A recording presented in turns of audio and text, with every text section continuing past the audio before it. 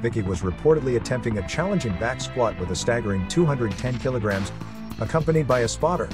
However, the exercise took a devastating turn when the weight bar slipped forward, putting immense pressure on his neck. A video of the incident circulated on social media. Salut, j'espère que tu vas bien. Donc aujourd'hui, on va parler de sécurité pour la pratique de la musculation. En malheureusement rebondissant sur un sujet dramatique, tu es peut-être au courant si tu pratiques la musculation, mais Justine Vicky, un bodybuilder de 33 ans, influenceur, la star des réseaux sociaux en fait, est décédé récemment sous une barre en réalisant des squats. Un squat lourd, un squat à 210 kg pour certains, 180 pour d'autres, c'est pas important, c'est une charge élevée.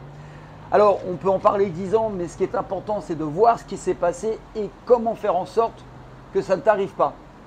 La musculation, si elle est bien pratiquée, est bénéfique. Si tu fais n'importe quoi, comme je le vois parfois dans les salles, ça peut être super dangereux.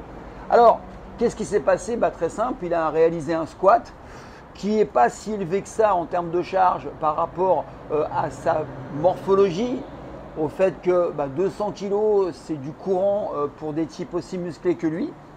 Mais ce qui s'est passé, c'est qu'il est descendu sous la parallèle au niveau des cuisses et à un moment donné, tu n'as plus cet effet rebond.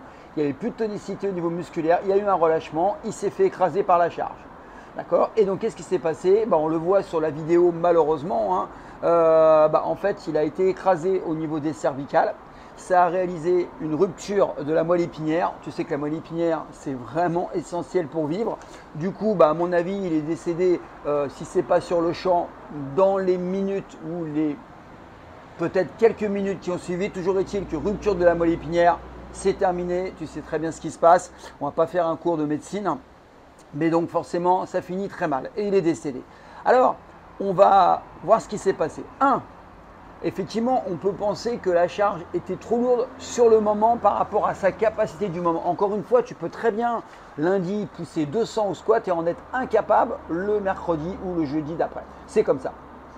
Donc, quand tu réalises un squat ou quel que soit le mouvement, quand tu travailles en lourd, sois attentif, écoute bien ton corps. Si tu ne le sens pas, tu ne le fais pas. L'instinct, c'est important. Ensuite, en termes de règles de sécurité, il y a 3 choses à savoir et il a commis quand même des grosses erreurs. Quand tu pratiques un squat lourd, je ne parle pas des autres mouvements, mais c'est évidemment valable pour le développé couché par exemple. Quand tu pratiques un squat lourd, regarde ce qu'ils font en force athlétique. Des gens qui poussent très lourd, qui sont dans le maximum dans la recherche de performance, il faut des spotters. Il en faut un de chaque côté et un derrière. Mais je vais bien t'expliquer ce que fait celui qui est derrière, ce qui n'est pas du tout le cas dans la vidéo. Il y a quelqu'un, il y a un spotter derrière, mais il ne fait pas du tout ce qu'on doit faire en termes de sécurité. Ça, quand tu passes tes diplômes de musculation, tu dois le savoir. Alors, quand tu pratiques l'haltéro, le powerlifting, tu le sais forcément. Donc, il faut 3 spotters, un de chaque côté. C'est ce qu'on voit dans les compètes de force athlétique, un derrière. Et un derrière qui ne tient pas la barre comme ceci ou comme ça, parce que moi, un curl à 180 kg, 200 kg, j'en ai pas vu beaucoup. Donc, tu ne pourras pas la retenir s'il se fait écraser par la charge. Donc, de chaque côté, on saisit les poids et derrière, on prend la personne sous les aisselles, on fait corps avec elle pour pas qu'elle s'écrase vers l'avant. On fait corps avec elle, on la maintient. On met contact. Et oui, on l'embrasse, je sais ce que vous allez dire, mais on met un contact, on passe les bras sous les aisselles et on est là en sécurité. Comme ça, s'il y a une bascule en avant, on peut le retenir pour garder la rectitude de la colonne vertébrale. Ça, c'est la première chose. Donc, il faut être 3 et celui qui est derrière, il soutient, ce qui n'est pas du tout le cas dans la vidéo. Ensuite, quand tu pratiques, avec des charges lourdes, très important quand tu fais du squat, si tu sens que tu ne remontes pas, et on le voit dans des vidéos d'haltérophilie et autres, on ne va pas basculer en avant, on lâche la barre derrière. On fait une petite bascule avec le bassin, on jette la barre derrière, on la met jamais devant, on la fait jamais passer devant.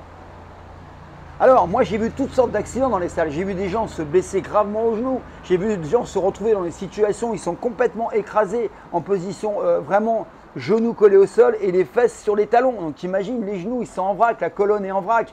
Donc, qu'est-ce qui se passe? Tu risques, comme ça a été le cas pour Justine, une fracture de la colonne vertébrale et de la moelle épinière. Oui, ce n'est pas des cas qu'on retrouve tous les jours, mais ça existe. Moi, j'ai vu de nombreux accidents au squat avec des gens qui travaillent trop lourd, qui ne travaillent pas correctement ou qui ne connaissent pas les règles de sécurité. La truc, c'est tu bascules la barre en arrière. On voit, regarde sur les vidéos sur YouTube, il y a beaucoup de gars qui poussent des 200, 250 au squat, ils lâchent la barre derrière. Même quand ils sont tout seuls. Le réflexe, c'est de jamais basculer en avant, jeter en arrière. Au même titre que quand tu fais un coucher, quand tu vois que la barre, tu ne peux plus la relever si jamais tu es tout seul, tu ne la descends pas au niveau de la gorge, ni au niveau de la base du cou, tu la descends sur la poitrine et tu attends que quelqu'un vienne.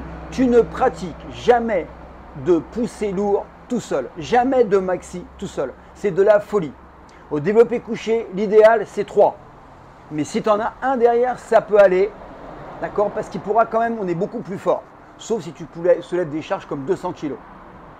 Mais l'idéal, je te l'ai dit, c'est toujours travailler avec 3 spotters. C'est la base. Voilà, donc je voulais te parler de cette vidéo. Donc ça, c'est la première partie. C'est la partie sécuritaire. Ensuite, tu comprends bien que moi, si tu es débutant, je ne t'invite pas à faire des squats trop lourds tout le temps, des couchers trop lourds. D'accord? Donc, il faut bosser intelligemment en fonction de tes capacités. Et tu comprends bien pour moi qui te propose, donne des conseils, propose des programmes, que tu bosses aux élastiques, au poids de corps, tu n'auras jamais ce type de problème. Tu vois pourquoi? Je te parle toujours de problèmes musculo-squelettiques. Tu n'auras jamais ce type de problème. Jamais. Et si tu bosses Evo 90 avec les haltères, tu n'auras pas non plus ce type de problème parce que tu es avec des haltères, donc tu les lâches. C'est pas comme une barre où tu ne fais qu'un, tu es tenu par la barre. Et oui, tu vois la grosse différence. Donc moi, je te fais travailler dans tes capacités optimales tout en étant en sécurité parce que je sais que tu bosses à domicile. Tu comprends pourquoi maintenant, je ne te fais pas travailler avec des barres, avec les haltères parce que tu as une plus grande mobilité, donc ça protège tes articulations. C'est la première chose. Et si jamais tu dois lâcher, avec les haltères, c'est beaucoup plus facile. Voilà, j'en ai fini, donc c'est dramatique. Cette vidéo n'a pas un but de voyeurisme, pas du tout, mais elle permet de rebondir parce que malheureusement, c'est comme dans les entreprises, on attend qu'il y ait un accident pour faire quelque chose.